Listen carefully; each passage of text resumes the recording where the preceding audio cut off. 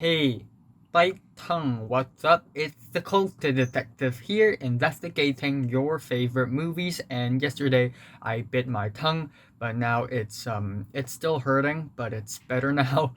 Anyways, today I'm going to be doing the last list in my list week 2010s, and then afterwards I'm gonna do some damn revision, and this is going to be top 80 best movies of the 2010s. Yes, 80. Originally, I wanted to do a 50, but I realized that there are so many great movies. But then at the same time, I don't know that many great movies to make a 100, so I'm just gonna make it an 80. So yeah. Anyways, I am going to talk about the movies that I didn't watch, but I think maybe would end up on this list if, I've seen them. Like Inherent Vice, Phantom Thread, two movies by PTA. We have American Hustlers, Lincoln, and then we have Simon Killer, Weekend, Force Majeure, which I think is a Norwegian comedy movie. Magic Girl, What We Do in the Shadows, which is a vampire comedy by Taika Waititi. Deepan, Krisha by Trey Edward Schultz. James White, and Embrace of the Serpent. And because I don't want one specific kind of movie to dominate the entire list, so yes, I think there are more than one great MCU movies, Marvel movies that should be on the list, but I'm only gonna put one onto this list because I don't want MCU movies to dominate the list. So we have Thor Ragnarok, Guardians of the Galaxy, Iron Man 3, Captain America The Winter Soldier, Captain America Civil War, and The Avengers 1. It's such a great, funny, awesome, entertaining movie, but it's not going to be on the list because I'm a fair person. And we also have four quick honorable mentions here. The Life of Pi, which is a movie that I thought was pretty great at first, but as time goes by, it's just not as great anymore, but still, the visuals are fantastic. Ida, which is a Polish monochrome movie that is very depressing. Io sono l'amore, aka I Am Love, by the Italian director Luca Guadagnino, which tells a story about love and affair and anger and bitterness, and it's set in this Italian sort of location with Russian and English mixing, Luca Guadagnino, and Upstream Color by Shane Carruth, which is this slow burn, weird, complicated, mind bending sci fi film that I still don't quite understand. But yeah, here's the top 80 movies of the decade. At number 80, I am giving it to Lars von Trier with Melancholia, which is a very depressing but beautiful and grand and cinematic depiction of depression. And at number 79, I am giving it to Under the Skin by Jonathan Glazer. I think that's his name. And apparently, this movie is in the works for a very long time, and it's a horror movie about an alien wearing a human skin, sort of being a predator on Earth, trying to look for men to kill. And it's actually a very disturbing and harrowing movie about the nature of humanity. And then at 78, one of the weirdest movies of the decade, in my opinion, and that is Kυνόδοντας, or Dogtooth, by Yorgos Lanthimos, a Greek director. And this movie, while it is also a slow burn, but it is also a very weird experience where basically in a family the mom and the dad are frauds. They're faking everything, telling their kids to never leave their home, teaching them wrong things with wrong vocabulary, and it's just one weird, deranged mess up of a movie. And then at number 77, it is Lady Bird by Greta Gerwig, which is a really wholesome and realistic and grounded coming of age movie, which is rare. Given how coming of age and adolescent movies suck nowadays, but Greta Gerwig really pulls it together with a pretty solid script, a really nice main character performance as well. Saoirse Ronan did a pretty amazing job. And then at number 76, I gotta give it to the Safdie brothers with Uncut Gems. Good Times is a good movie, but I think Uncut Gems should be on this list because it is this gritty, entertaining, fast-paced, intense crime movie where you can see the nitty-gritties of dealing jewelries and in a very illegal way. You know, we have a really ruthless main character, really relentless main character, which is incredibly entertaining. Adam Sandler totally nailed the part. And then at number 75, this is the most depressing Coen Brothers movie so far. And yeah, I guess more depressing than No Country for Old Men. Inside Llewyn Davis, where we see a week in the life of a New York folk musician in the 60s, and he is poor, he's not very successful, and he's not very mainstream. He doesn't please the crowd, but because of that, he's not successful. Nobody really likes him. Not a single record label wanted him to, record songs and put them out, and it's very, very depressing. And again, amazing performances by Oscar Isaac. And then at 74, it is Chronicle, which is a movie that I've watched a long, long, long, long time ago. But it's a very memorable movie. I really love this movie, and I thought it's very underrated because this is a found footage movie about a bunch of teenagers somehow obtaining superpowers, but it is this really realistic genre-breaking superhuman movie about how having these powers may actually mess you up and turn you into a bad person, into a control freak. And it is just so realistic and just so grounded. And we get some really emotional and adult parts in the movie as well, which I think is really thought-provoking. And at 73, we have Taika Waititi with Jojo Rabbit, which is a comedy movie about Nazi Germany.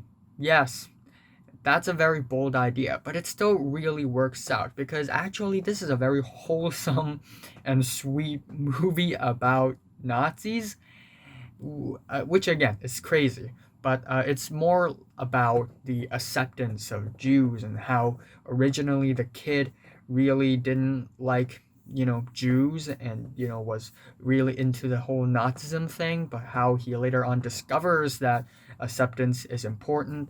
And yeah, there are moments where it makes you laugh, there are moments where it makes you cry, and it is a very solid movie overall. And at 72, I'm giving it to Amour by Michael Haneke, one of the best directors of all times. And Amour is a slow burn about getting old sucks. We essentially get two old couples where they get old and their body start to fail, and they meet and encounter many different obstacles in life that's going to become obstacles when you're old.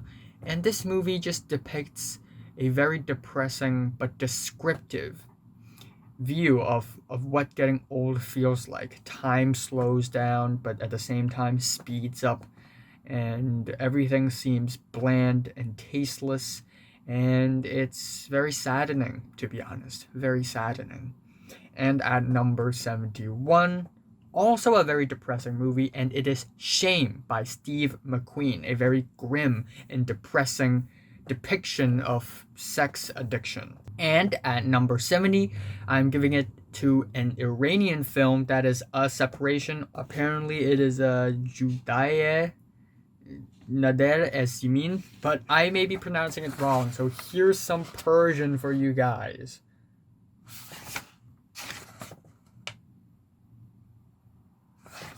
Okay, anyways, I think it is an incredibly grounded and solid and most importantly emotional drama that just has a very strong sense of humanity and characterization in this movie. And even though it focuses on something rather personal, it really looks at the whole Iranian society at large, how it functions, how the people view different concepts of gender and social statuses in the movie, and I think it's really well done. And then at 6'9", of course, at number 69, I need to reserve a special spot for The Disaster Artist, which is a biographical movie about one of the most unsuccessful, or actually one of the most accidentally successful filmmakers of all times, Tommy Wiseau, who made The Room, a movie so terrible, so awful, it's great as a comedy. And the movie is made by James Franco and his brother Dave, and the result is a really wholesome and sweet biography. I have to say, it doesn't just shit on Tommy Wiseau. This movie actually shows the passion that Tommy Wiseau has for filmmaking. It's just that he's not very good at it. At number 68, I am giving it to a Belgian movie, and that is La Gamin au Vélo, which is The Kid with a Bike by the Dardenne brothers. And this movie is about a troubled kid whose father left him, and this kid is being taken care of by another woman, and they sort of not so like each other at first, but their relationship sort of grow through different incidents and obstacles, and it's a really grounded and realistic, but also emotional and humane movie that is really wholesome as well. And then at number 67, it is The King's Speech by Tom Hooper. Tom Hooper movies, sometimes they're great, sometimes they're terrible, but this time it's pretty good.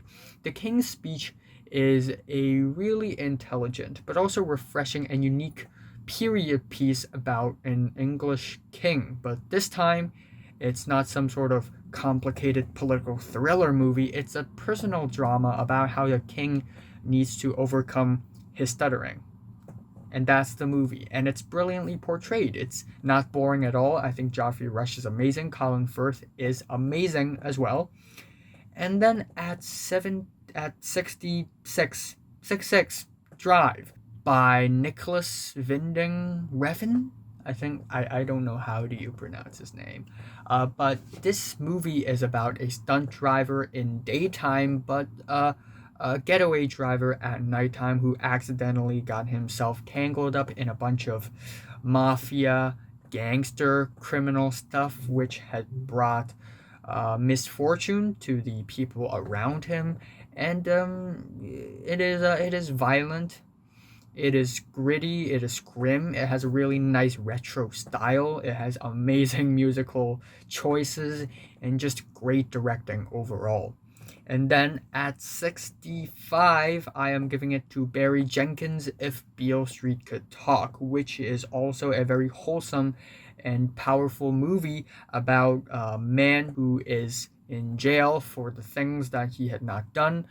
And not only does it reflect the society of the USA back in the days when the people of color are still being discriminated, which is really depressing, but also the visuals of the movie is fantastic. The color palettes, they're very unique.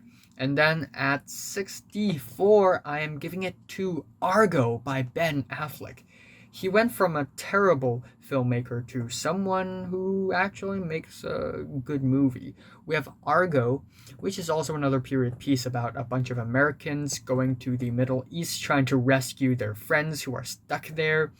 And it is one hell of an intense movie. There are a lot of suspenseful moments, a lot of smart moments, and it's just such an intelligently written movie, and the comedic parts of the movie are funny as well, and I just really enjoy the movie.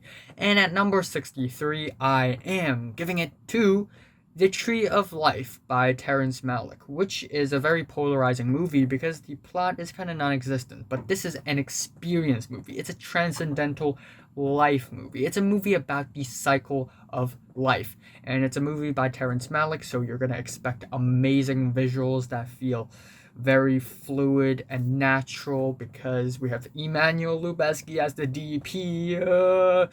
But this movie is also very lively. It's very natural, very, lots of shots of the sky, the trees, the light, fire.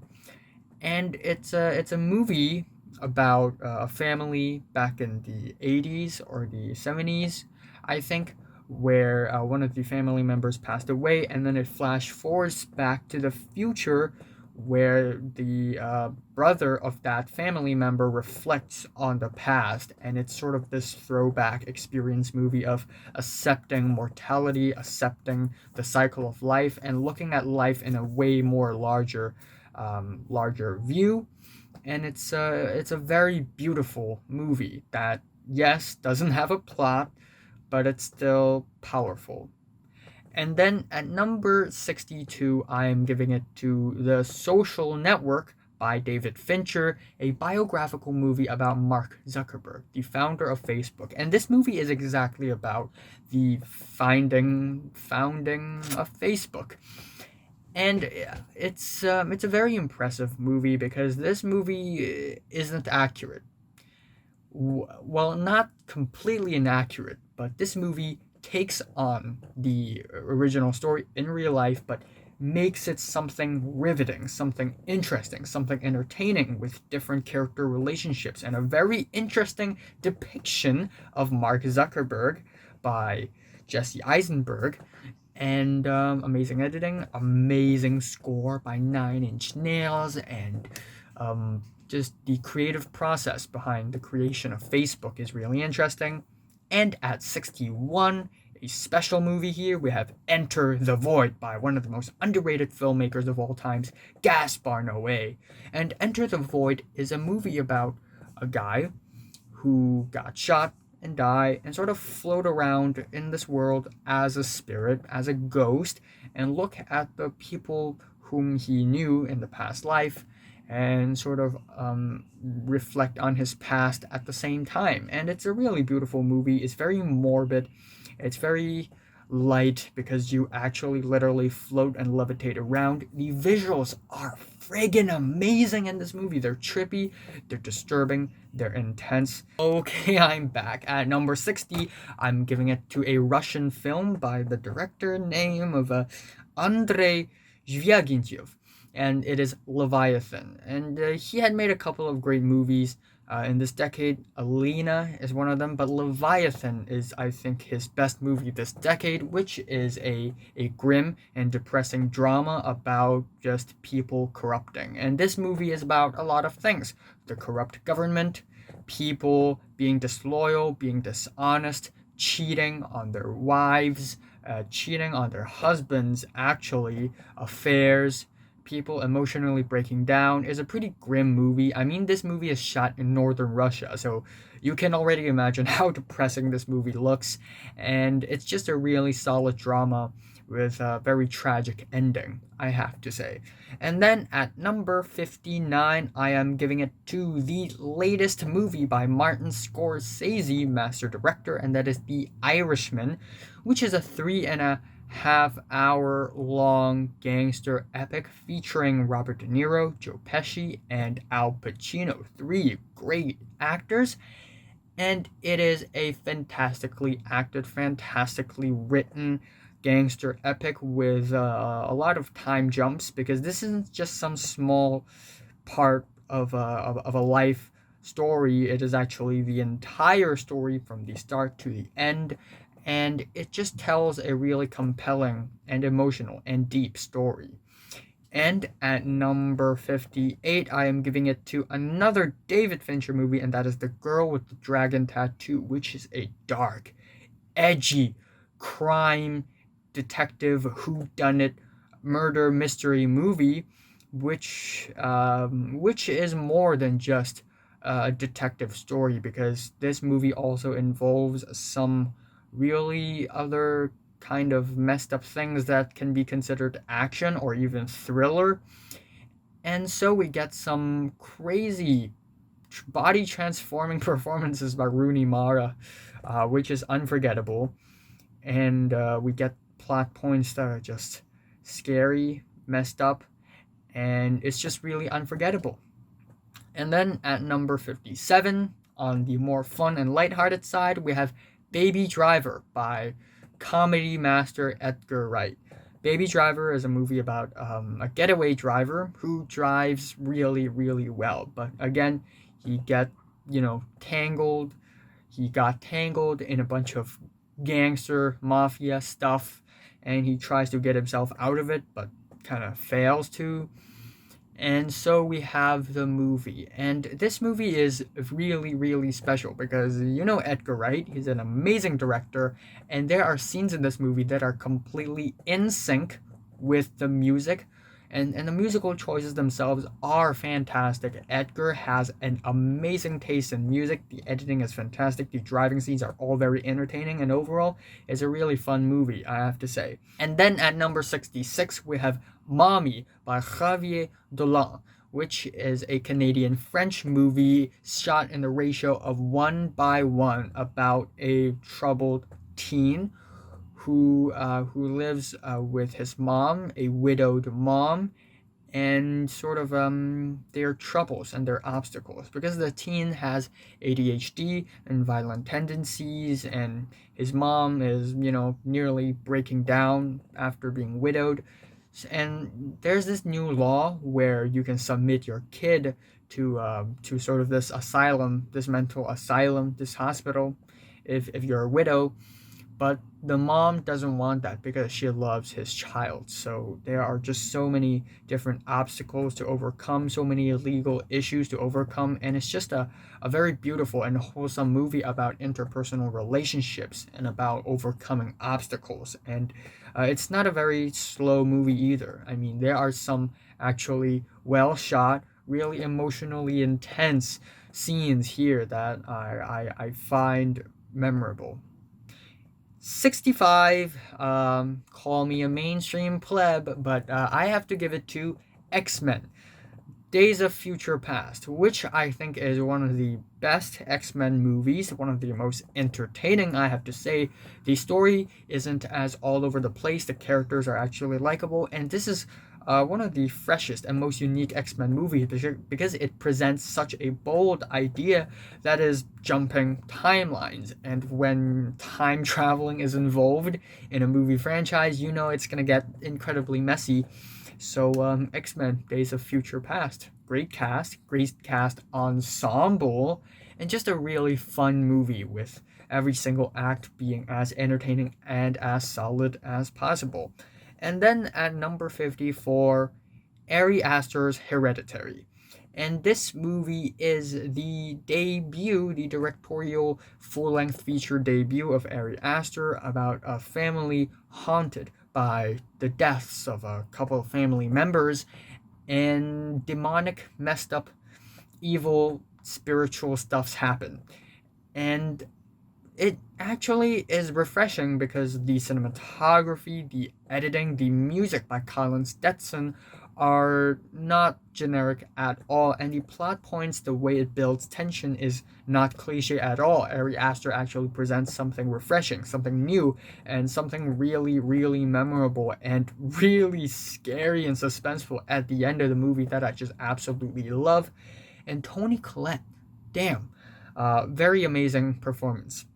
And then at number 53, we have Christopher Nolan's Interstellar, which is a space movie that is transcendent. It's beyond the world, beyond existence. It goes through wormholes. It's very futuristic. There are, of course, it's a Christopher Nolan movie, so you're going to expect some mess up timelines and, relativity and all that.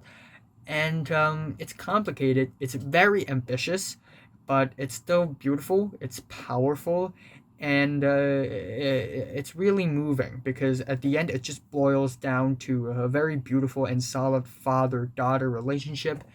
And I guess the reason why this movie isn't ranked super high because there are some inconsistencies in the plot, but still, when a movie is this ambitious and complicated, of course there's going to be flaws and inconsistencies.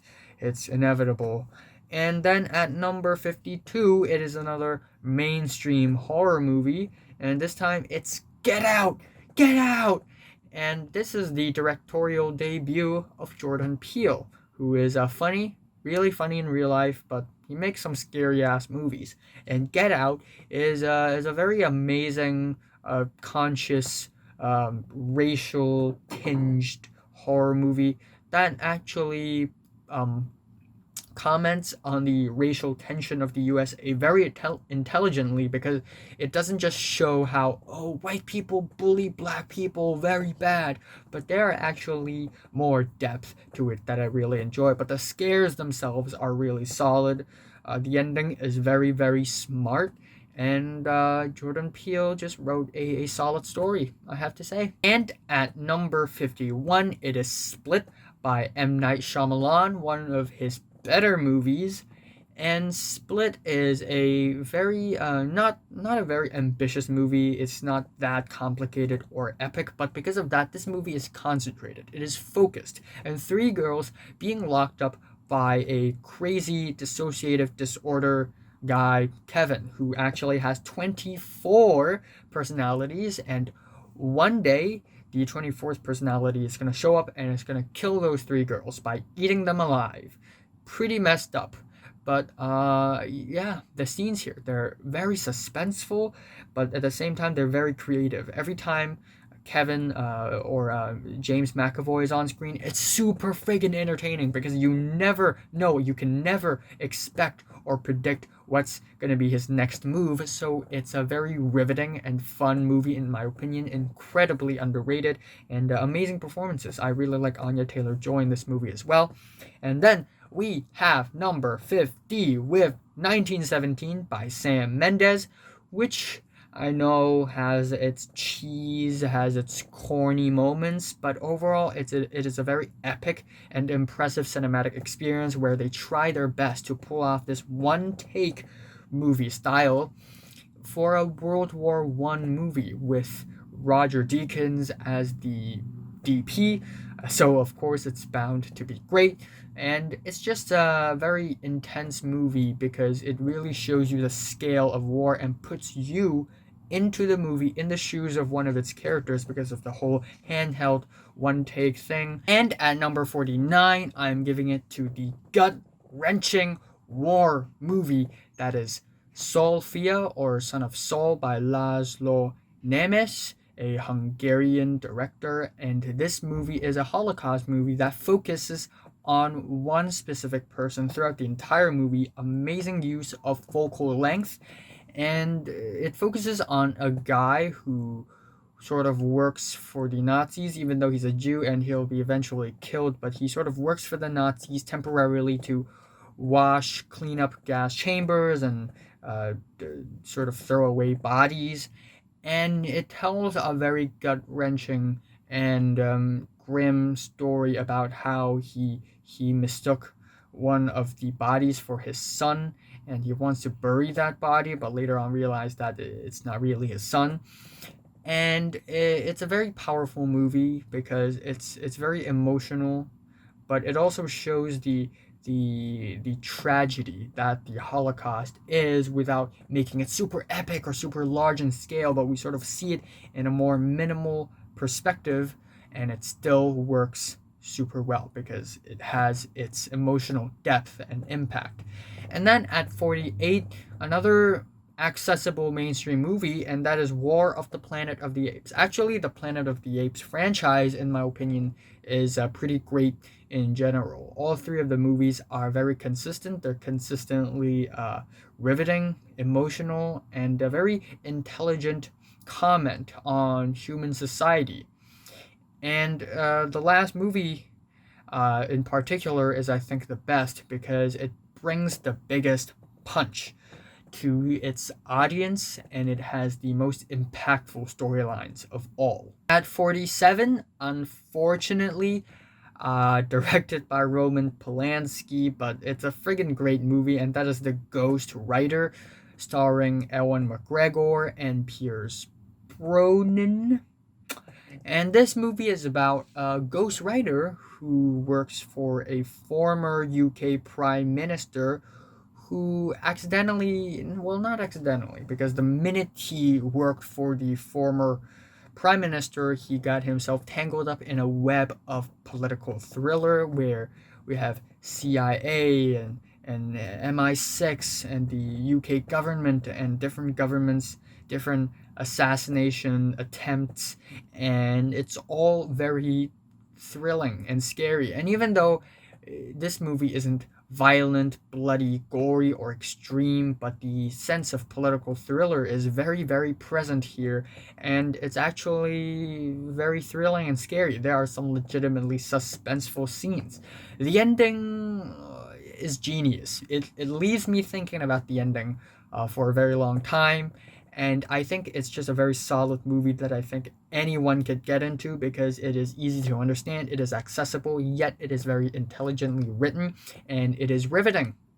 And then at number 46, I am giving it to Call Me By Your Name by Luca Guadagnino, which is a gay love movie that's set in the 80s. Yes, but it's not one of those tragic, over melodramatic gay love movies that feels like Wattpad fanfics, but it's actually a really solid, grounded, and a very beautiful romantic experience. What I love about this movie is that there's a certain natural feel to this movie. This movie is set in northern Italy, and the views there they're just so beautiful, and the way the cinematography works, the way the editing works, you can really tell that Luca Guadagnino has an appreciation for the set, for the background, to give it a more natural, beautiful feel, and I really, really love that. And the dialogues, the plot points, they feel really real. The emotions embedded in this movie are layered, they're deep, and the ending is very heartbreaking. And yeah, ooh, the ending, ouch. Anyways, 45, I am giving it to Mission Impossible 4 Ghost Protocol, but actually I can easily replace this spot with Mission Impossible 5 or 6. But I think Mission Impossible 4 is the best Mission Impossible movie because every single act is as unique and as fun as ever. There are parts where it's super suspenseful, but Brad Bird manages to make it extra suspenseful with the music, with the editing. The stakes are raised even higher, and with all the technology being used in this movie, they're actually incredibly smart and really entertaining whenever it's on screen. Simon Pegg serves as an amazing comedic relief, and Tom Cruise, the guy still got it. The guy does his own stunts. Oh my god. I'm impressed. I'm really impressed. And then at number 44, I'm giving it to Quentin Tarantino with Django Unchained, which is a comedy movie about the good old USA back in the days when the blacks are slaves. Except Quentin Tarantino sort of takes it on a more lighthearted fashion where we have Django who takes revenge on slavers. And that's really friggin' awesome. It's an entertaining movie. It's a big movie. We sort of see the entire process of Django from, being in the beginning when he's still a slave to at the end becoming someone powerful. And it's a journey indeed. There are many iconic moments in the movie. Leo DiCap is fantastic here, and Christoph Waltz killed his role, and the dialogues here, they're super funny, and I just love the movie.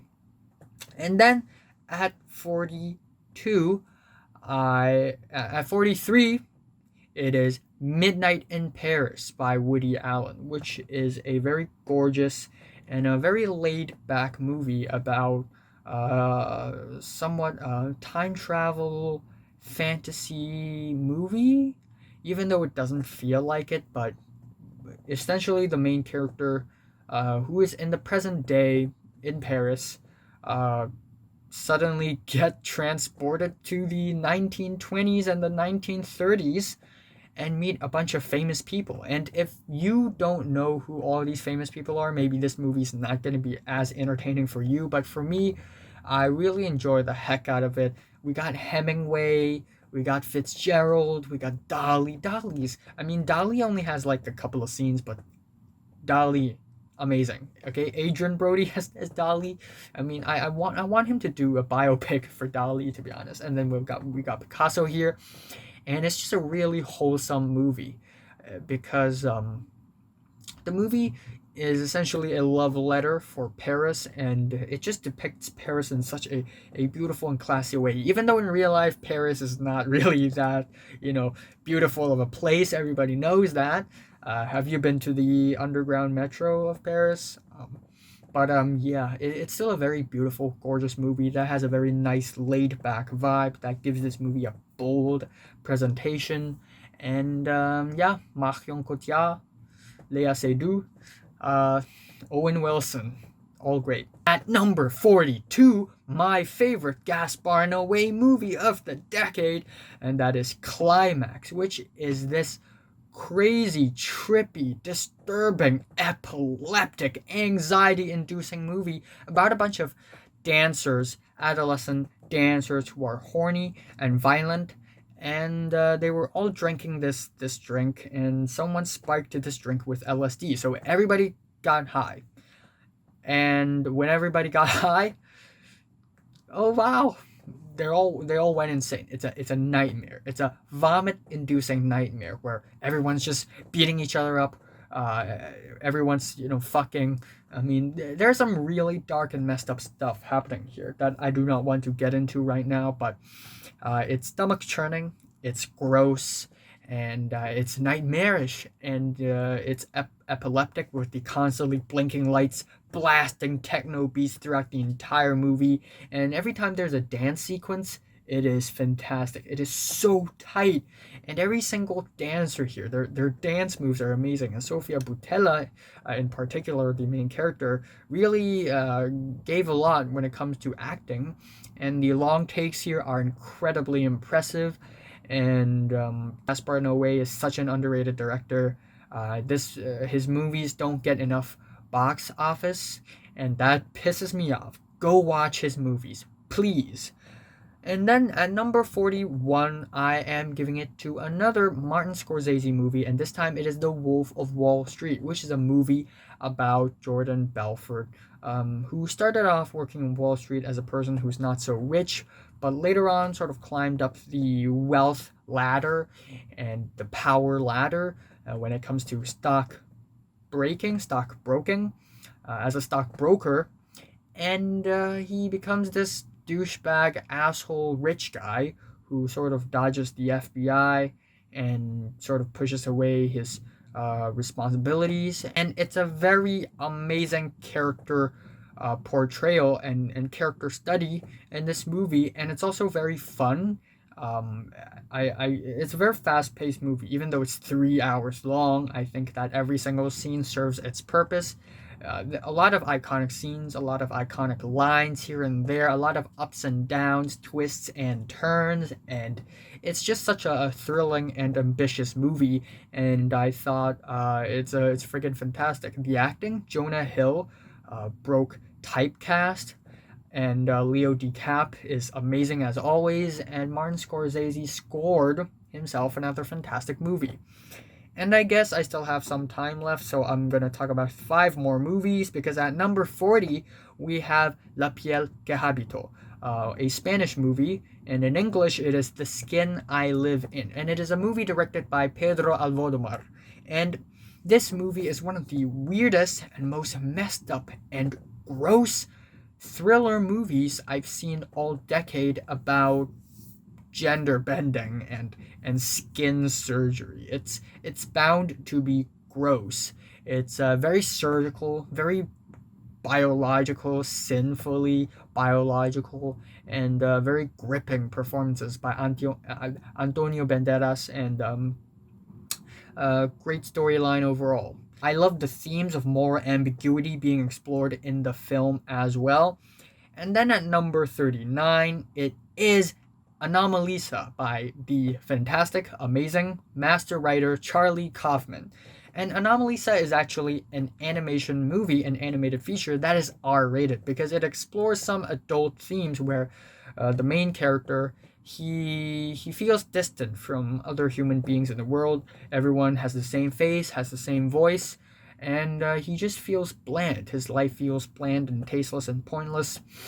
But he meets this one girl in this business trip and starts to have love and experience love and lust all over again. And this sort of rejuvenated his life and relightened his life. And it's a midlife crisis movie, and it's a movie that sort of brings out the beauty of humanity and human nature, and sort of breaks the mold of bland, tasteless living, which is really awesome. And at number 38, one of the most intelligent movies of the decade, and that is Arrival by Denis Villeneuve. And Arrival is a movie about aliens landing to Earth, but it is not a thriller movie because we focus on a linguist sort of breaking down, analyzing the languages of the aliens, and it is actually a reflection of human society. And it's a very intelligently written movie. Again, everything from the production design, the editing, they're all solid, but I think overall the plot of the movie is what keeps this movie so interesting, so refreshing, and I just really love the ending of the movie. And then at number 46, we have Dunkirk by Christopher Nolan. And this is the first movie by Christopher Nolan where he sort of leans towards the more artsy side rather than the mainstream side, because he had made some crowd pleasing movies like the Batman trilogy, which are friggin' fantastic, I have to say. But this time he leans more on the artsy side, where he presents three different timelines that are happening at the same time but at different speeds during World War II, when France is being invaded by the Germans, and they had to escape to England via Dunkirk so that they wouldn't die. And it's intense. There are a lot of riveting, intense, gripping moments here, and even the moments where it's not supposed to be intense and suspenseful, we still have some really, really well filmed scenes, really good dialogues and good performances that feel realistic. I guess the most unrealistic part in the movie is that it doesn't have enough violence or gore. And there are some technological flaws in the movie, but again, it's a Nolan movie.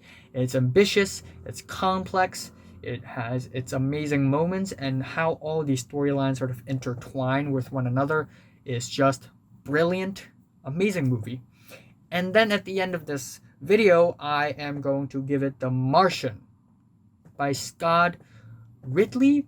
And this movie is about Matt Damon being stuck on Mars, except it is a funny, a witty, and intelligent, but also a very bold and ambitious survival movie that I think not only is it a very knowledged movie, very intelligent movie when it comes to scientific knowledge, but also very funny, a lot of witty comedic moments here, and there's just something very interesting, intriguing, and engaging about the plot here that makes us root for Matt Damon's survival on Mars. And it's such an amazing journey to see him being stuck on the first place, to him being rescued, and it's a pretty great movie, I have to say. So yeah, I'm gonna talk about the top 35 movies, I guess either tonight or tomorrow morning. And thanks for watching. Subscribe if you want more. Yay! Keep healthy.